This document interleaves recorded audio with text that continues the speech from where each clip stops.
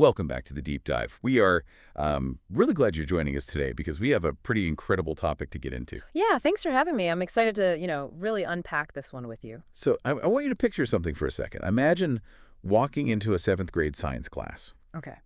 but instead of seeing students sitting in rows or like staring at a whiteboard or copying definitions out of a textbook, you find them sitting in a circle with a local community member. Right.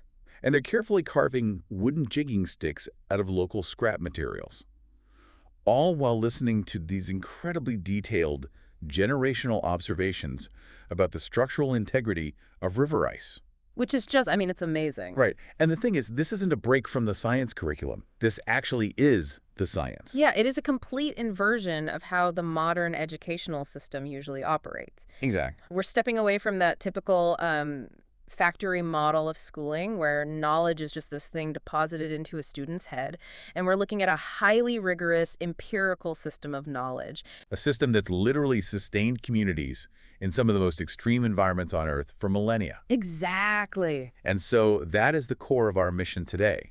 We are exploring what's called learning in relationship, specifically Alaska Cultural Standard D1. Right. We really want to understand how students acquire in-depth cultural knowledge, not through, passive lectures, but through active participation and meaningful interaction with elders. Yeah, and we're looking at an educational framework where the relationship itself is the actual vehicle for the scientific inquiry. Which is such a massive paradigm shift. Yeah. But I think to even begin grasping how that works, Yeah. we probably have to establish what the term elder actually means within Alaska Native communities, right? We definitely do, because if a listener is picturing like just a generic senior citizen or a retiree coming in for career day, they are fundamentally misunderstanding the dynamic here.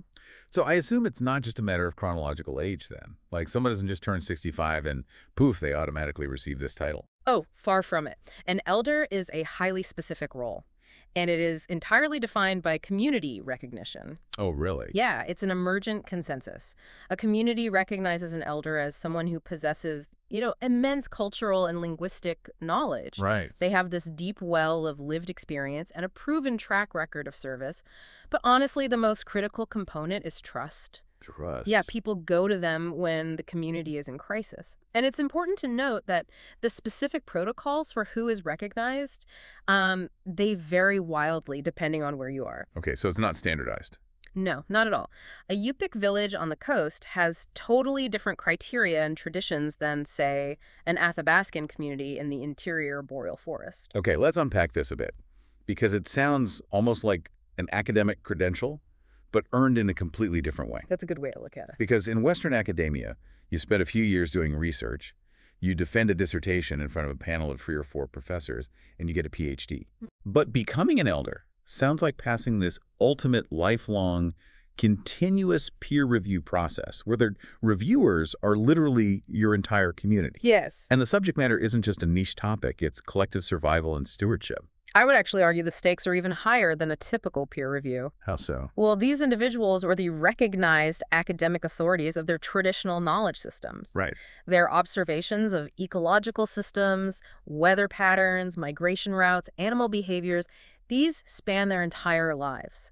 And those observations are mentally linked to centuries of oral history that was passed down to them. Wow. So failing a test in this knowledge system doesn't mean you get like a C- on a report card. Yeah. It often literally means you or someone in your community might not survive the winter. Jeez. That dramatically shifts the weight of what is happening in that 7th grade class when we talked about. It really does. It makes me wonder about the mechanics of the learning process itself. If the knowledge is that critical, how is it actually transmitted? Because clearly, handing out a multiple choice worksheet isn't going to cut it here. No, definitely not. The modalities of meaningful interaction are entirely immersive. Okay. It involves listening to oral histories, yes, but it relies heavily on watching and practicing. So very hands-on. Exactly. It means working side by side on community projects, attending traditional cultural camps, and engaging in, land and water-based activities. Right. It also includes heritage language learning, which actually encodes the environment into the vocabulary itself, and it requires long-term mentorship. It sounds kind of like the difference between reading a Wikipedia article on how a bicycle works versus having someone actually hold the seat while you learn to balance and pedal and steer. That's a perfect analogy. Like, you can't just read about subsistence harvesting in a library. You have to physically engage with the environment alongside someone who knows the physical feedback of that environment. And what's fascinating here is that physical engagement alongside an elder creates a framework that educators call two-eyed seeing. Two-eyed seeing? Yeah, or etuopt mumk, which is a concept originally developed by Mi'kmaq elders. Okay, so how does that actually function in practice? Yeah. Like, if a student's looking at, say, a river, how are they seeing it with two eyes? Well, think about how human vision works mechanically. Okay. If you close one eye, you lose your depth perception. The world kind of becomes flat. Right. Two-eyed seeing teaches students to look through one eye with the strengths of indigenous ways of knowing so, understanding the river as a living entity with generational history and spiritual significance. Oh, I see. And then they look through the other eye with the strengths of Western scientific methodologies, analyzing the river's fluid dynamics, its chemical salinity, or, its sediment load. So they aren't choosing between the two systems. They are using binocular vision to see the 3D reality of the ecosystem. Precisely. Meaningful interaction requires students to engage in learning by doing, so that both knowledge systems are utilized simultaneously to solve real problems. That is incredible. But I have to be honest, though. If I put myself in the shoes of a modern middle school teacher, Yeah. this sounds incredibly difficult to pull off. It is challenging, yes. Because we live in an era of standardized testing, packed schedules, and just infinite digital information. If I have 3 weeks to cover a biology unit, I am going to be so tempted to just download the historical salmon run data from the state's online database, print it out for the kids, and skip the whole relationship building part. Because it's just faster. Exactly. It's just faster. It is faster, and that is exactly the trap of the modern educational model. Really? Yes. Doing that is a form of cultural extraction. Cultural extraction, okay. We have to contrast relational learning with the Western academic habit of, extracting facts just to complete an assignment. Right. Traditional ecological knowledge, or tech, is intrinsically connected to people, to specific places, and to moral responsibility. Okay. It operates on the 4 R's: respect, reciprocity, relevance, and responsibility. I really want to dig into that concept of extraction, because it reminds me of strip mining. Oh, that's interesting. How so?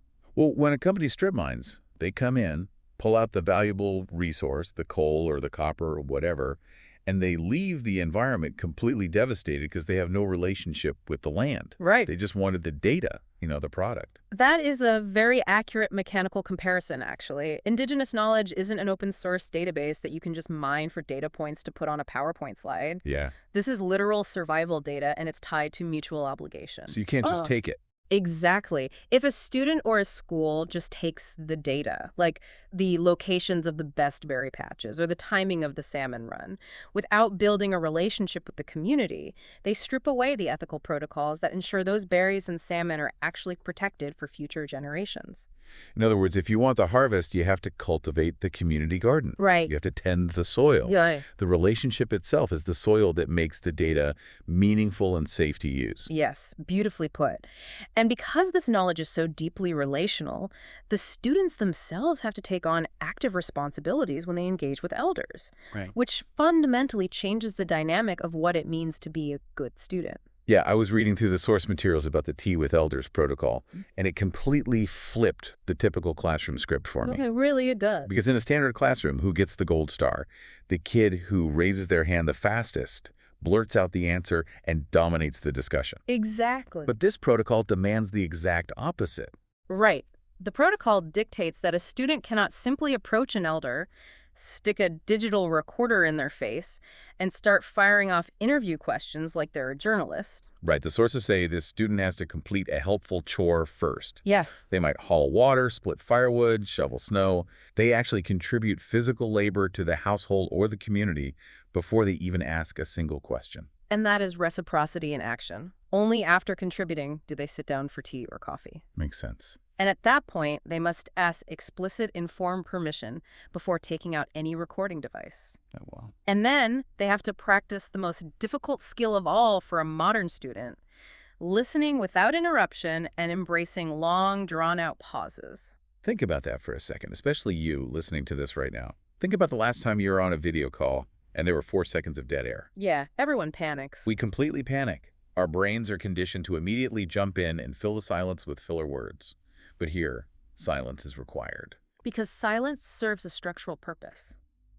How do you mean? Storytellers use silence to organize their thoughts, to recall complex generational narratives, and to ensure they are passing down the oral history accurately.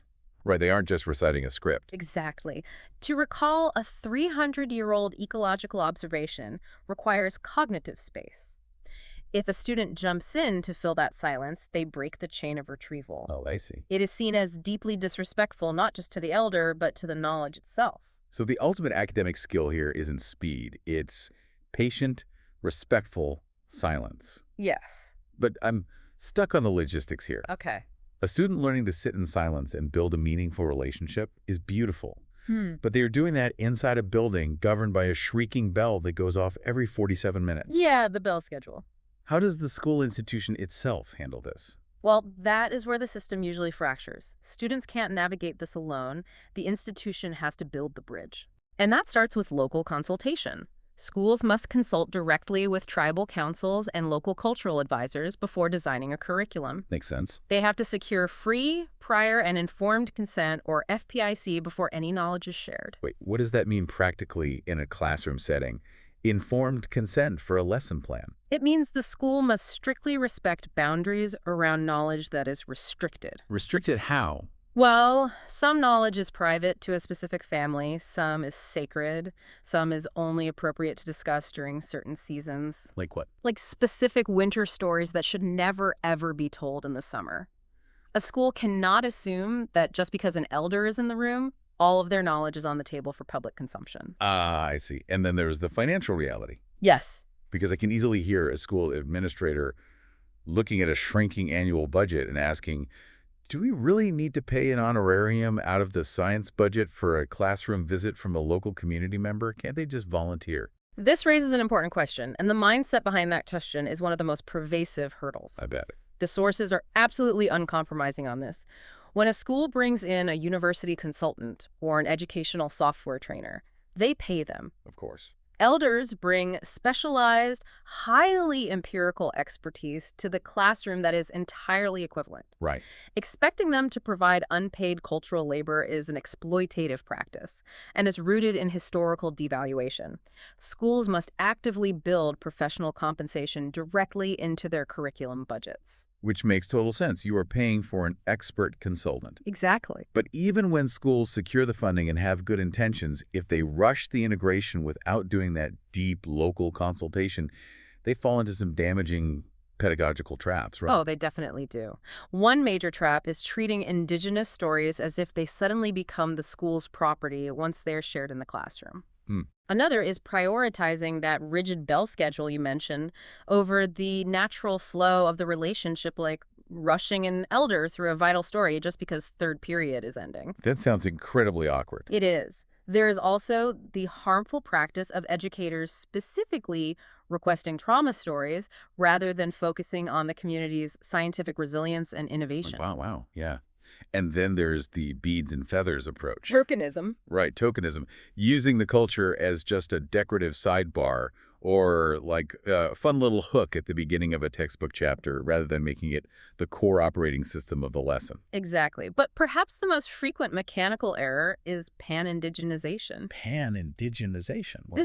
This is the critical mistake of treating all Alaska Native cultures as if they are one single homogeneous culture. Oh, here's where it gets really interesting.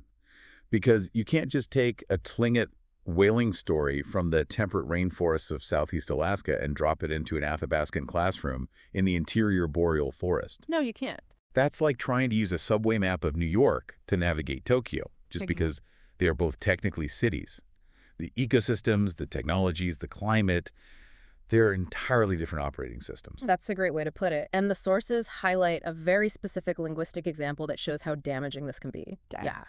If a state curriculum uses the Tlingit word for blueberry, which is kanatata, Okay. but a teacher uses that curriculum in a Yupik community where the word for blueberry is queef, They aren't just confusing the students. Right. They're actively corrupting local language preservation efforts. Hmm. They're overlaying the wrong environmental data onto that specific geography. Every single piece of instruction must be fiercely place-based. Wow. Okay, so let's bring all this theory into reality. I really want to see this working correctly. Okay, let's do it. The sources outline a concrete, practical example of how a school can weave physics, biology, and cultural standard D1 together seamlessly. It's a 5-day subsistence and salinity inquiry for middle schoolers. Let's walk through the mechanics of it. Walk me through day one. So on day one, an elder is formally invited into the classroom to co-teach. But the lesson doesn't start with a textbook chapter on buoyancy or friction. Right. It starts with hands-on engineering. The students work alongside the elder to build traditional, hand-carved wooden jigging sticks using local scrap materials. Okay, so they're learning the mechanics of the tool, the leverage, the tension, the material strength, directly from the person who relies on that exact tool to feed their family. Yes, it's incredibly profound. And then on day three, the class leaves the school building entirely. They Nice. travel to a local frozen lake or river, but before they can even think about fishing, they have to test the ice to make sure it is safe to walk on. Now, this is the part that blew my mind in the sources. Yeah. They don't pull out a modern, motorized ice auger, drill a hole, stick a tape measure down it, and say, okay, it's 4 inches thick, we are good to go. No, because thickness alone doesn't guarantee structural integrity if the ice is rotten or layered with air pockets. Right. The students learn to test the ice by striking it with their heavy wooden sticks and listening to the tonal pitch that echoes back. Wow. This is a highly empirical indigenous scientific practice. Let's dig into the physics of that for a second. Sure. When ice forms solidly, it creates a tight crystalline matrix. When you strike solid ice under tension, it vibrates at a higher frequency. It literally rings. Yes. But if the crystalline structure is weak, melting, or fractured, the acoustic feedback changes completely. It produces a dull, hollow thud. Exactly. The students are using acoustic physics to determine structural integrity. And this is based on an observational baseline that has been continuously tested by their elders' ancestors for generations. That is so cool. And again, failing this test means falling into freezing water. It is the ultimate application of survival data. And the application doesn't stop with just catching the fish either. There is a final step that brings in that concept of reciprocity we talked about. Yes, the loop has to be closed. Any fish harvested by the students during this fieldwork are not kept as personal trophies, and they aren't thrown back for sport. Right. The students must prepare the fish and donate them to local senior centers or to elders in the community. This physically completes the cycle of the 4 R's. So in one single 5-day unit, these 7th graders are executing acoustic physics, they are doing biology, they are practicing mechanical engineering with the jigging sticks, and they are fulfilling a social responsibility to feed their community. It's all connected. The jigging stick isn't just a tool to catch a fish. It's a literal, physical bridge between the generations. It perfectly embodies the binocular depth perception of two-eyed seeing.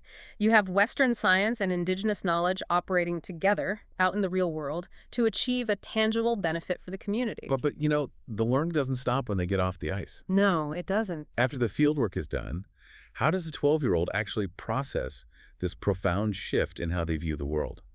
Because they have to go back to that school building eventually. That brings us to the reflection phase. This is handled through a routine called the value-centered circle. Okay, what does that look like? When they return to the classroom, the desks are pushed aside. The students sit in a physical circle, which mechanically removes the hierarchy of the teacher standing at the front of the room. I like that. It visually represents ecosystem interconnection. They pass a physical talking piece, like a piece of driftwood or a river stone. And only the person holding the stone can speak. No interruptions, no blurting out answers to show off. Right. And the teacher's role shifts from lecturing to guiding them through critical, reflective questions. Like what? They don't ask something easily quantifiable like, what was the exact salinity of the water we tested? Okay. They ask, what changed in your understanding today? What responsibilities come with the knowledge that the elder shared with you? How can this relationship continue? What can you, as a student, return to the community? I want to ask you, listening to this right now, to mentally put yourself in that circle. Think about your own learning journey, your own career, the deep dives you listen to, the articles you read. Mm-hmm.